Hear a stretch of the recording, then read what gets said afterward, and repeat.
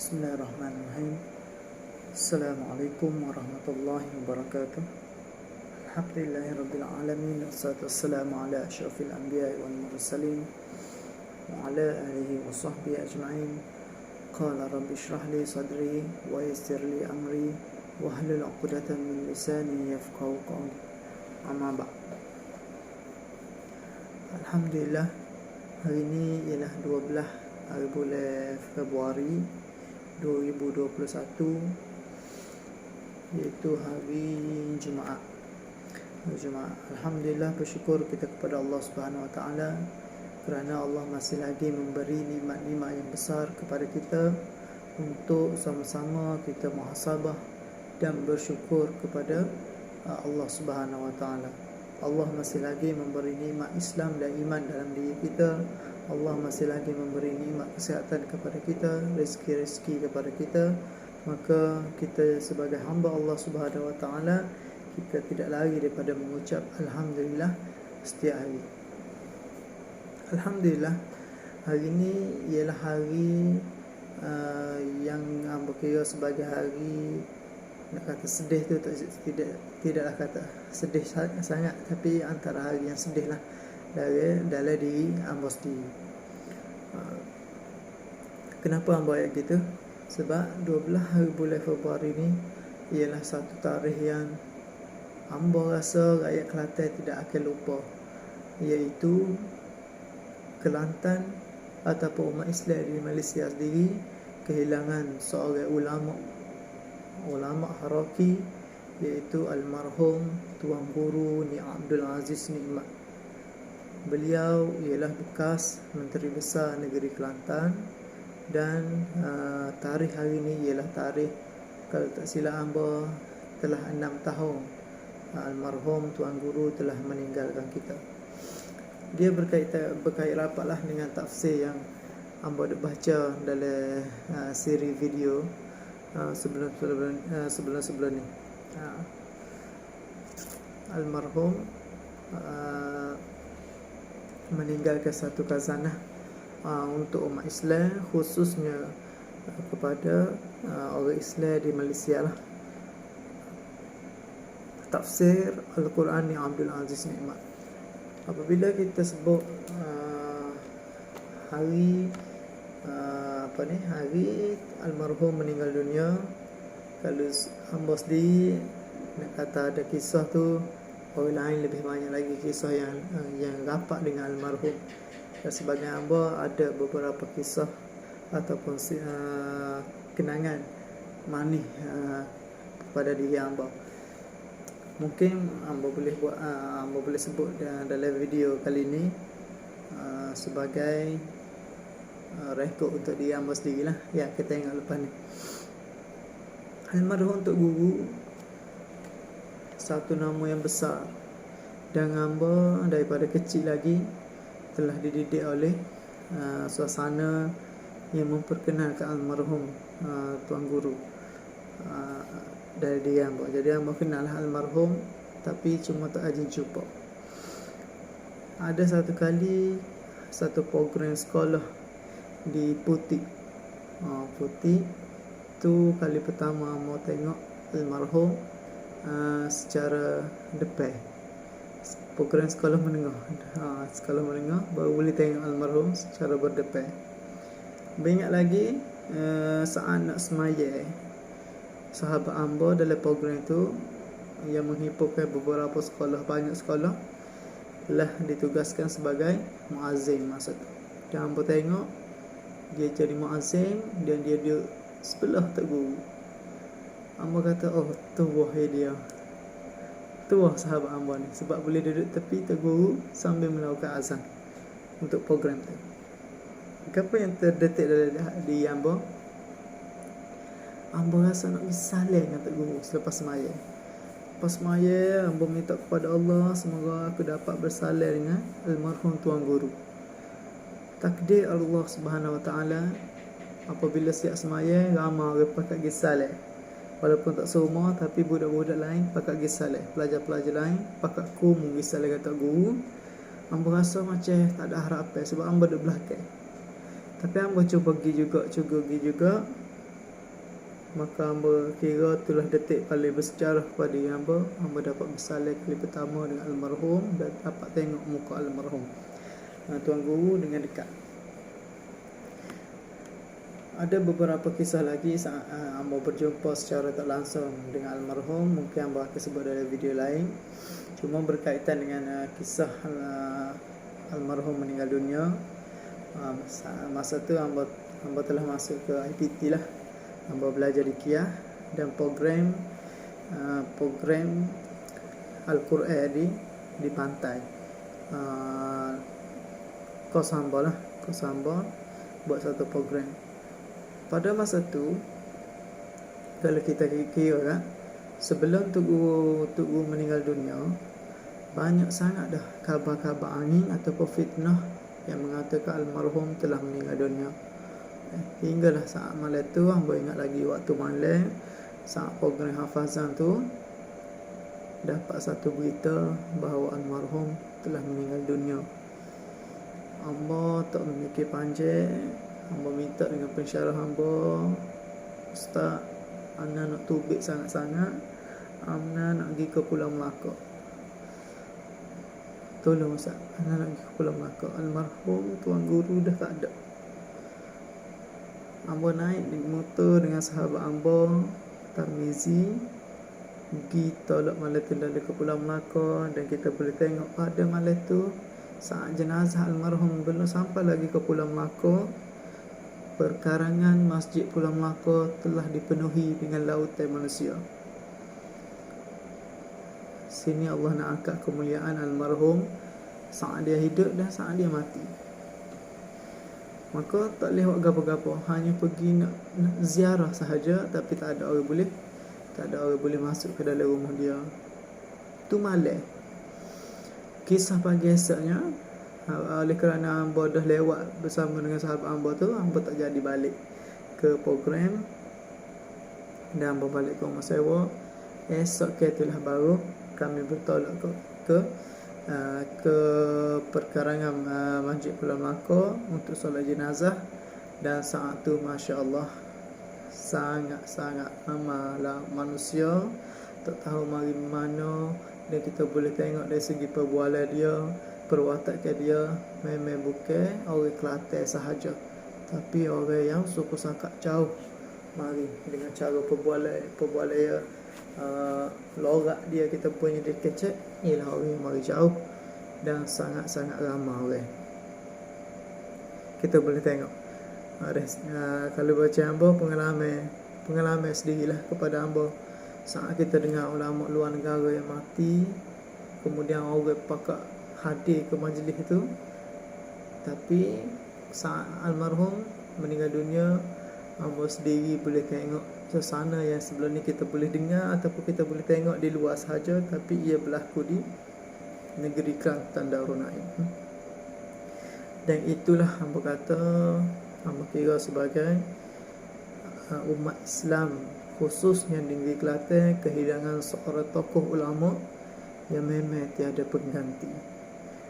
Jadi bagi kita sebagai orang Islam yang telah dididik secara tak langsung, khususnya orang Kelantan telah dididik secara tak langsung oleh almarhum Tuan Guru, maka takkan kita nak almarhum telah meninggal, tapi takkan nak begitu sahaja. Jadi kita kena ada tekadlah dari kita untuk mencedok ataupun menggali khazanah yang almarhum telah tinggal kepada kita sebagai rakyat Kelantan.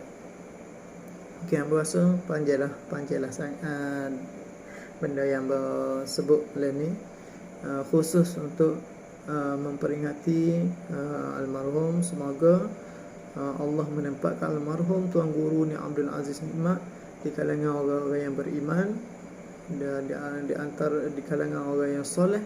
Dan kita sebagai rakyat Kelantan, khususnya hamba, menyaksikan kebaikan yang almarhum telah buat ketika hayat dia. Okey, untuk video yang ketujuh, hamba akan sambung bacaan tafsir ayat yang kelima. Sebab hamba dah kecek panjang di awal ni, Jadi untuk video ni kita cuba sedikit rushing lah baca dia. Kita pergi kepada doa. Kalau ikutkan sebenarnya hamba tak bercada nak rekod video malam ni. Cuma telitah tarikh 12 hari bulan 2 ialah satu tarikh yang tarikh yang nak kata keramat, bukan tarikh keramat, tarikh yang kata sesuai lah untuk hamba buat satu video berkaitan dengan almarhum, tambah-tambah berkaitan dengan tafsir dia sendiri. Okey, kita pergi kepada doa. A'udzubillahi minasyaitonirrajim. Bismillahirrahmanirrahim. Alhamdulillahirabbil alamin wassalatu wassalamu ala asyrafil mursalin sayyidina wa maulana Muhammad wa ala alihi wa sahbihi ajma'in. Wa ba'd. Fa inna asyrafal hadis kitabullah wa khairal hadi hadi Muhammadin sallallahu alaihi wasallam wa syarrul umuril muhdatsatuha wa kullu muhdatsin bid'ah. Allahumma 'allimna ma jahilna wa zakkirna ma nasina warzuqna tilawata kitabika ana al-laili wa atrafan nahar waj'alhu lana hujjatan ya rabbal alamin. Rabbi shrah li sadri wa yassir li amri wa hlul 'uqdatam min lisani yafqahu qawli. Rabbi yassir wa la tu'assir ya alim. 'allimna min 'ilmika ma tarda min anna wa la tu'akhizna bima ta'lamu minna. Ya halim khalliqna bi khuluqin hilmi حققنا بحقائق العلم سبحانك لا علم لنا إلا ما علمتنا إنك أنت العليم الحكيم. Amin. Untuk ayat yang kelima, Iyyaka na'budu wa iyyaka nasta'in. Iyyaka na'budu maksudnya padamu sahaja kami nak berabdi. Wa iyyaka nasta'in, dan kepadamu sahaja kami meminta tolong. Dari segi Arab dan ilmu Nahwu, almarhum Tuan Guru menyebut atau menyentuh berkaitan dengan ilmu Nahwu. Perkataan iyyaka ini adalah maf'ul bagi fi'l. Ini yang bersebut sikit ilmu Nahwu Arab. Katanya almarhum, kalau ada adik kakak yang tidak faham, tidak mengapalah. Ada benda yang kita faham dan ada benda yang kita tidak faham. Bukan semua benda kita faham, tapi hendak royak kepada anak-anak kita, peringatan kepada anak-anak muda yang belajar bahasa Arab. Sepatutnya kalau kita kecek biasa, kita baca atau kita sebut na'buduka, sebutan ka itu kena ada selepas perkataan na'budu. Itu perkataan biasa, barulah dipanggil maf'ul, itu kena pada tempat dia. Tapi yang ni di bawah maf'ul di depan lagi. Iyyaka na'budu, sepatutnya na'buduka. Na'buduka ni gitu maksud dia. Maksud kalau ayat yang biasa, tapi dalam Al-Fatihah ni Allah datangkan iyyaka na'budu, sebab itu terjemahan dia kepadamu sahaja, kepadamu sahaja ya Allah. Kerana apabila kita bawa maf'ul itu letak di depan daripada fi'il tadi, ia memberi makna hasr.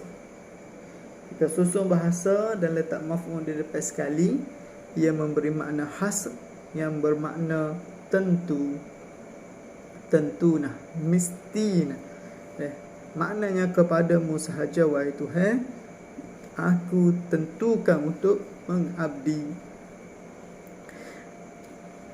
Ini Tuhan ajar kepada kita, dan kita pun baca di dalam semaya.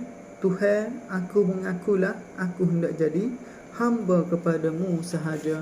Tak usah jadi hamba kepada benda lain. Aku nak menjadi hamba kepadamu sahaja ya Allah. Cuba perhati, semasa kita baca Al-Fatihah di dalam semaya, bagi membolehkan semaya ni dilaksanakan, kita kena ambil air semaya dulu. Kok mana-mana pun kena ambil air semaya dulu. Tak ada semaya yang tak ada ambil air semaya. Tayamu tu ialah yang tak ada semaya yang tak payah ambil air semaya. Kita ambil air semaya dengan niat angkat hadas ataupun buai hadas. Angkat hadas ni maknanya buai. Ni benda ni almarhum Tuan Guru dah sebut di awal tafsir yang telah hamba baca dalam video. Hamba pun tak ingat video yang keberapa.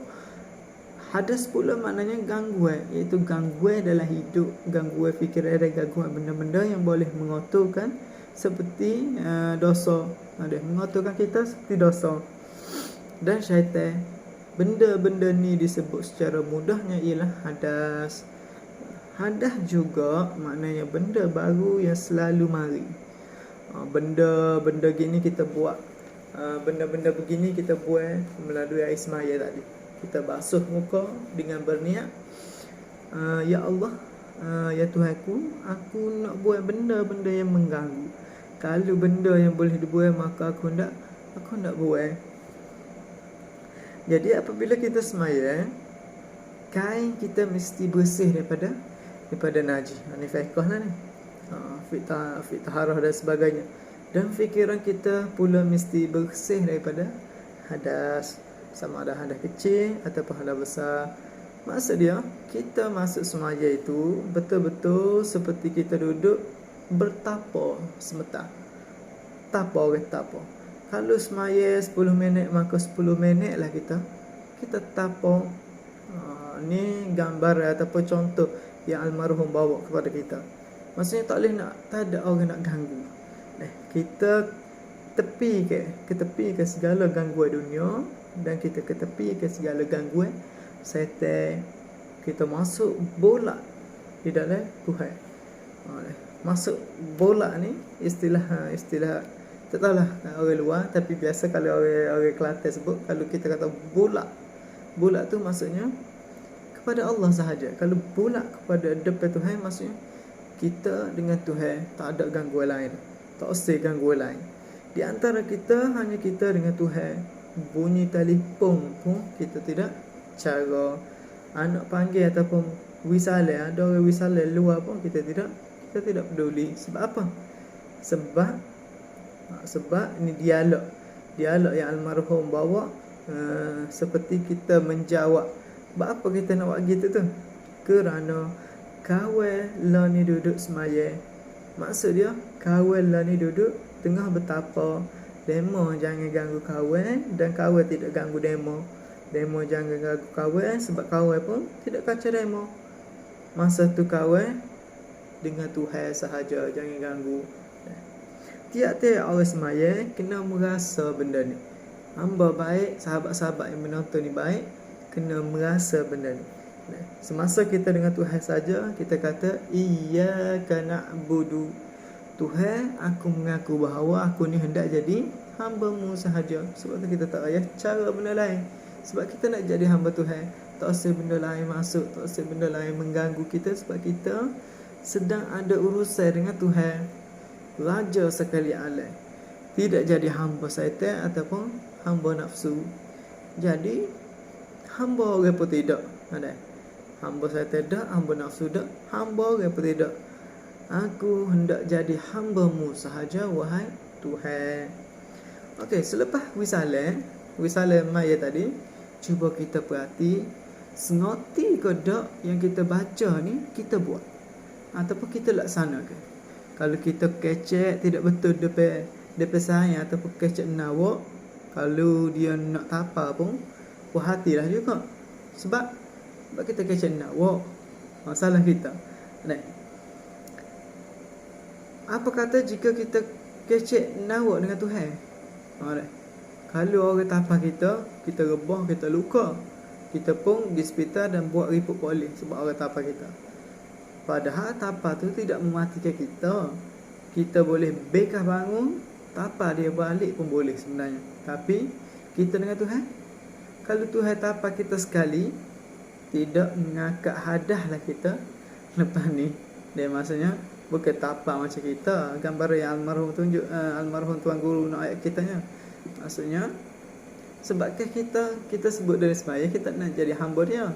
Tapi selepas wisalah, kita kerja buat kita tak ada dah iyyaka na'budu yang kita minta tu. Itu istilah almarhum ayat kata, kita ni nipu dengan Tuhan kalau gitu.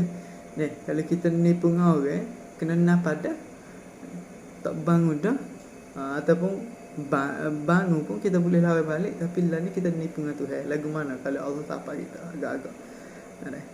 Ini kita kena faham balik. Apabila kita semaya, artinya inna musalli yunaji rabbah.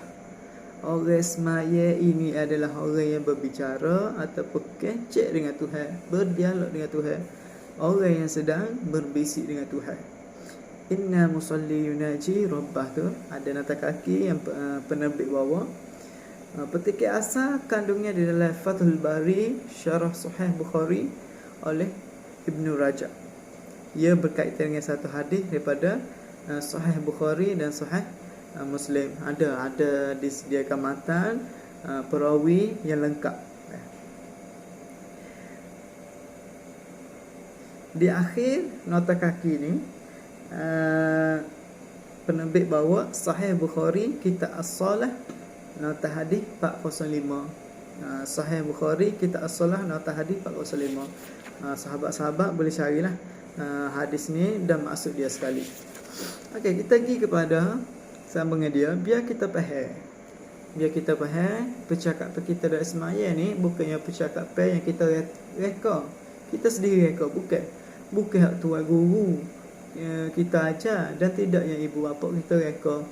Kita tak belajar dengan tuan guru ataupun tak guru, bukan tok guru yang reka patu kita ni baca ilmu dari semaya. Bahkan tidak juga daripada Nabi Muhammad, bukan Nabi Muhammad reka apa yang kita sebut dari semaya tu bukan dari reka Nabi Muhammad. Benda ni mari daripada langit untuk manusia sebut kepada Tuhan. Maksudnya mukjizat yang Allah turun kepada Nabi Muhammad dan Nabi Muhammad menyampaikan kepada sahabat tabi'in sapalah kepada kita oleh alim ulama. Wahai manusia, mungkin mengaku kepada aku dalam banyak perkara. Iyyaka na'budu, kepadamu sahaja wahai Tuhan aku hendak jadi hamba. Tu kita sebut iyyaka na'budu dalam ayat yang ke-5 surah Al-Fatihah. Aku tidak mahu jadi hamba bagi binatang. Soalnya betul ke tak selepas kita semaya kita pergi ke kedai jual beli, adakah kita jual beli serupa dengan apa yang Tuhan nak?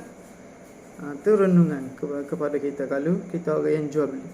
Berdasarkan bahawa kita ni adalah hambanya, buat ke apa yang Allah suruh. Kita pergi ke jabat sebagai seorang pegawai, betul ke tak di jabat tu kita buat sebagaimana yang kita kata iyyaka na'budu tadi? Harta kerajaan kita tidak salah guna, rasuah pun kita tidak ambil, poten pejabat pun kita tidak buat. Betul ke tak gitu sebagaimana kita kata iyyaka na'budu ataupun tidak betul? Kalau betul, alhamdulillah. Iyyaka na'budu tu berguna dalam masa hidup kita. Bukan setakat kita sebut dalam semaya, tapi berguna dalam kehidupan kita. Kalau tidak betul, berarti setakat tu sudahlah. Kita taubat kepada Allah, kita jerit, kita menangis dan kita minta doa kepada Allah, minta Allah Ta'ala ubah fikiran kita ni daripada kecek tidak serupa bikin. Itulah iyyaka na'budu. Kalau kita sedar, segera bertaubat. Ada masa 17 kali sehari kita sebut dalam 17 rakaat setiap sehari semalam. 17 kali kita ulang kalimah iyyaka na'budu tadi dari sembahyang. Itu tidak termasuk yang sunat lagi. Kalau kita jenis orang yang beramal, orang yang suka buat amalan sunat, sembahyang sunat dan sebagainya, lebih banyak dia sebut. Tapi yang basic, yang wajib 17. Kena check lah. Kalau tak cukup 17 tu, select malam. Kalau masuk yang sunat, maka banyak lagi lah jumlah kita sebut iyyaka na'budu tu. Berapa puluh kali sehari kita sebut iyyaka na'budu. Kepadamu sahaja wahai Tuhan aku menjadi hamba. Kepadamu sahaja Tuhan aku nak jadi hamba. Sama-sama pun Tok Guru sebut sini, saya hendak sebut sekali lagi bahawa na'budu ini saya tidak mahu terjemah kepada perkataan menyembah. Almarhum tidak tak terjemah kepada na'budu tu kepada perkataan menyembah. Iyyaka na'budu, kepadamu sahaja kami hendak sembah.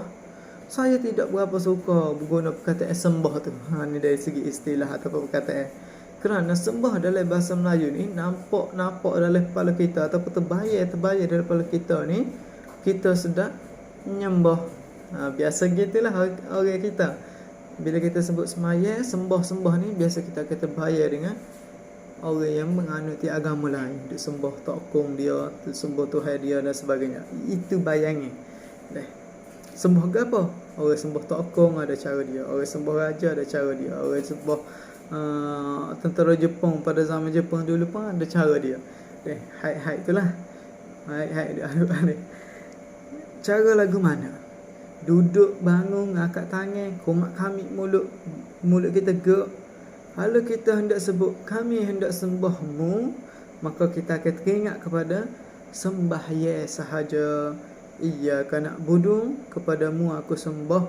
Maknanya aku hendak semaya kepadamu wahai Tuhan. Jadi ini tidak termasuk masalah puasa, nikah, kahwin, takbir negeri ataupun masalah takbir rumah tangga. Sebab semua urusan ni bukan jenis duduk bangun dah angkat tangan. Duduk bangun angkat tangan itu semaya saja. Kalau kita kata nak menyembah, nak menyembahmu sahaja, nak sembah Allah sahaja. Sebab kita akan terbayar kepada semaya. Benda ni semua kena masuk belaka. Maksudnya benda-benda yang luar daripada semaya tadi. Puasa, nikah kahwin, takbir negeri ataupun takbir rumah tangga kena masuk juga. Kamu jadi hamba, wahai abdi, wahai hamba aku.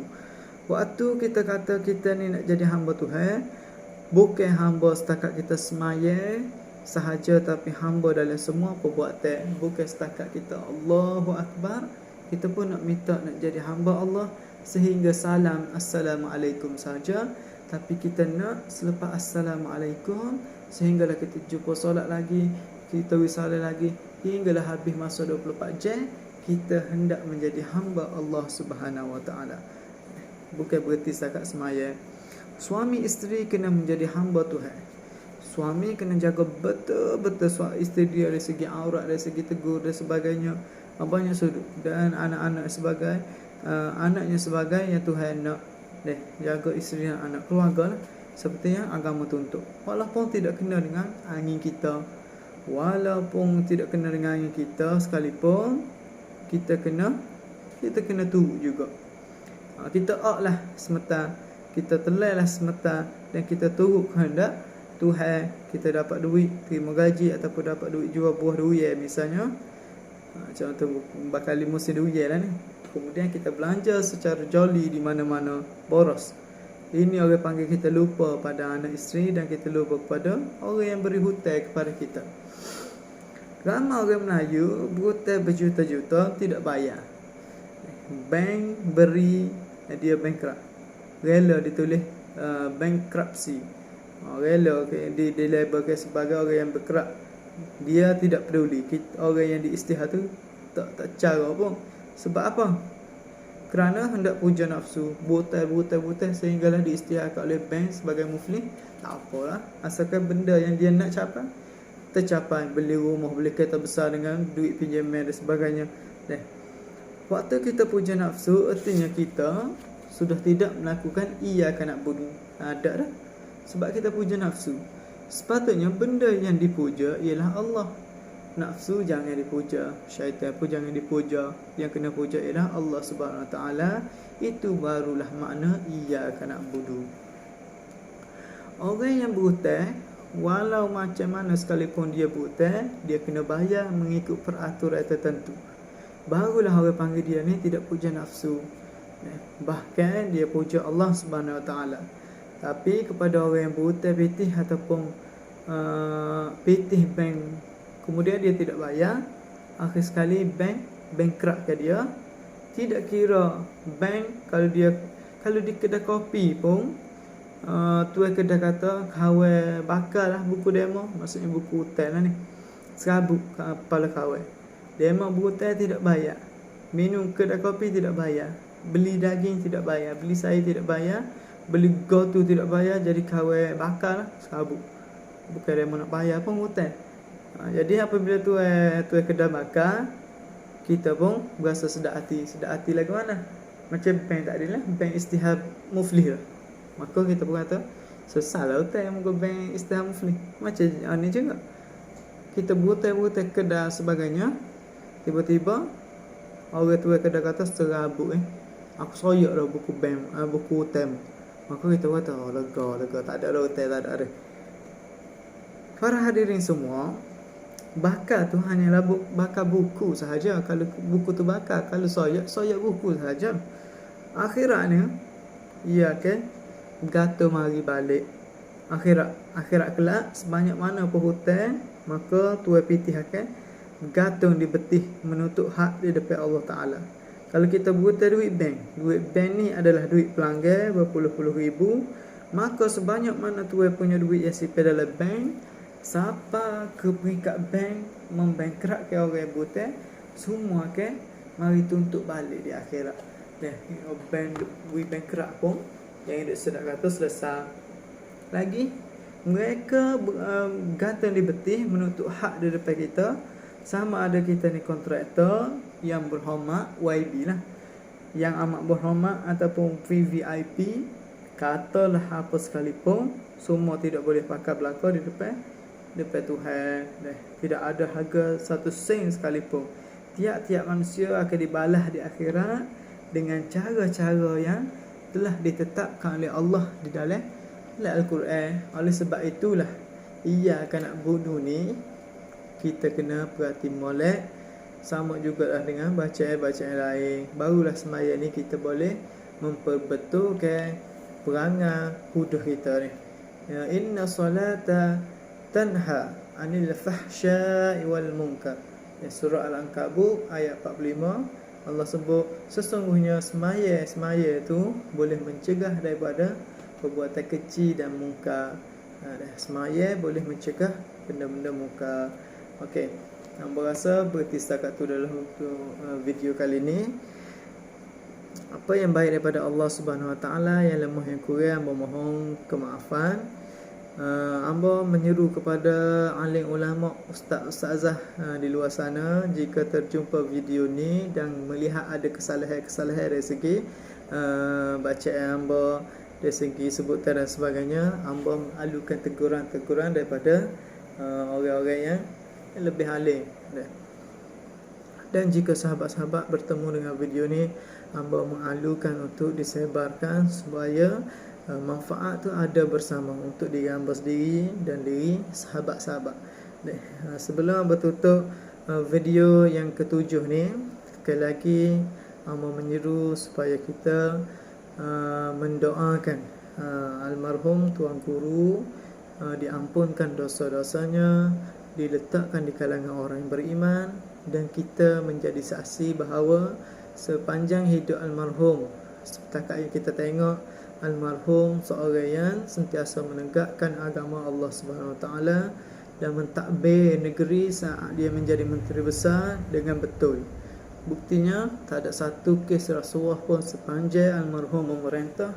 Bahkan banyak benda-benda yang lebih mengangkat agama telah dia lakukan sepanjang dia memerintah.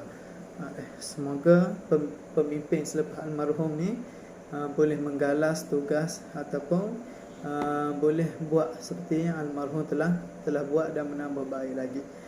Setakat tu dulu hamba sudahi dengan wabillahi taufiq wa hidayah. Assalamualaikum warahmatullahi wabarakatuh.